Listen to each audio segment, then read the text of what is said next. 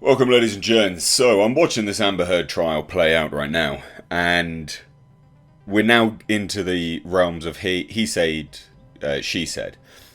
Now, you'll watch the clip, but I just want to lay some of the context, and I think it also goes some way to explain why Amber Heard's team spent so long talking about Johnny Depp's drug and alcohol abuse, or usage, whatever you want to call it. Because right now, they are doing the complete opposite of what Johnny Depp said. The title of this video is apparently Amber Heard wanted the prenup.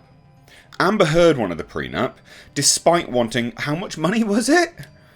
Off of Johnny Depp, in the end?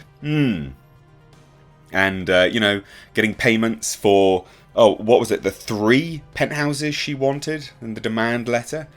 The SUV, payments for the penthouses, etc. She wanted the prenup, ladies and gents.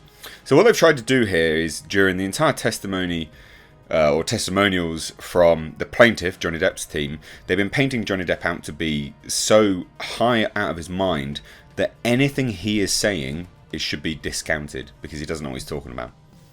It's just ludicrous. But anyway, enjoy Amber Heard's utter nonsense about her saying she wanted the prenup. Bearing in mind, we do have evidence that she was just trying to get money out of Depp anyway, because, you know, well, the demand letter being one of them. Overruled. Thank you. We had minimal person-to-person interaction because I was hardly ever in LA.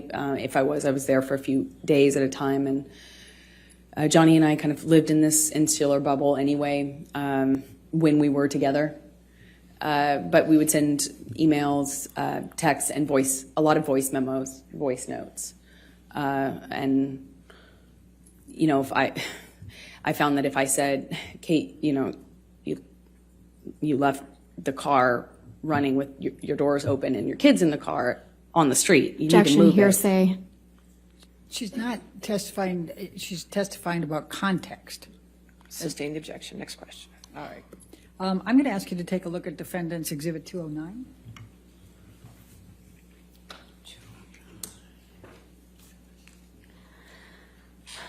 Your Honor, I'm going to object on hearsay grounds. All right. It's still hearsay. Ms. Heard, did you? May I lay the foundation first? Ms. Heard, did you communicate with Kate James by email in the ordinary course of your business? Yes, I did. Okay. And I'm going to ask you to take a look at Defendant's 209. Is this a communication that was between you and Kate James that was in the ordinary course of business with her as an employee? Yes, it is. So, Your Honor, I'm going to move the admission of Defendant's Exhibit 209. Business records exception. Still hearsay, Your Honor. Business record exception gets the business record, but it's hearsay. If there's hearsay involved inside the business record, there's still objection to hearsay. Your Honor, the business records exception, I mean,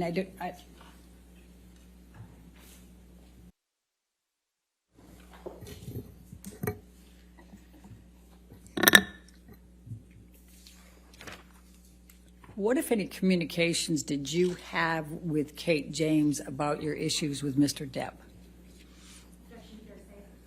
Objection hearsay. Your Honor, Ms. James has testified. I'll sustain the objection. All right. Well, we can take that down, Michelle. In the February, I'm going to jump to February, March 2016. What, if any, communications did you have with Mr. Depp about a prenup? Well, after the engagement, but before the engagement party, I started to feel like it would make, you know, I know that he earned significantly more than me. He's a successful actor. I wanted to eliminate any doubt in his mind and in other people's minds. So I brought it up to him and brought it up to my therapist. Objection hearsay.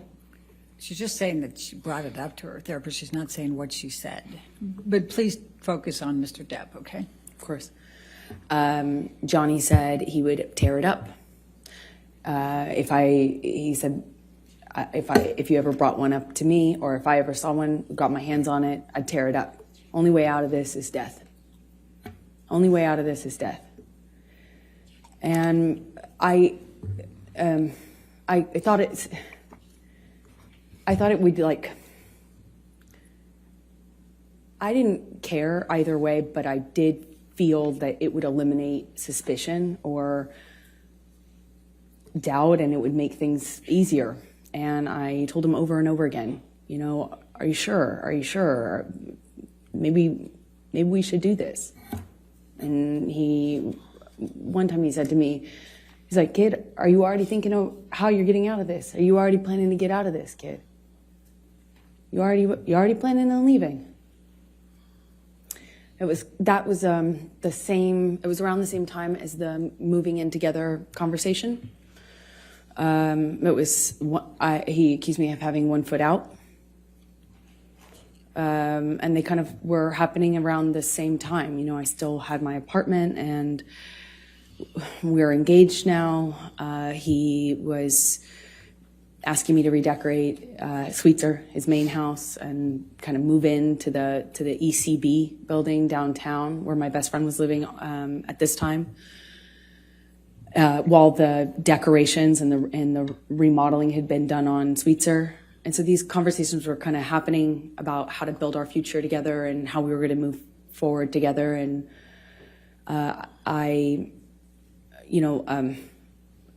would have forgotten about the extent that we had those conversations early on in the engagement if it hadn't have been for my therapist's notes. I'm sorry, if it hadn't been for your what? If it hadn't been for my therapist's notes, which were Okay. taken at the time when I was talking to her about this and my conversations with Objection, Johnny. hearsay. Okay. I'll sustain the objection. We'll move on. Okay. Let's take it to March 2014. Did there come a time there was an engagement party? Yes, so it was March 2014. Please describe for the jury.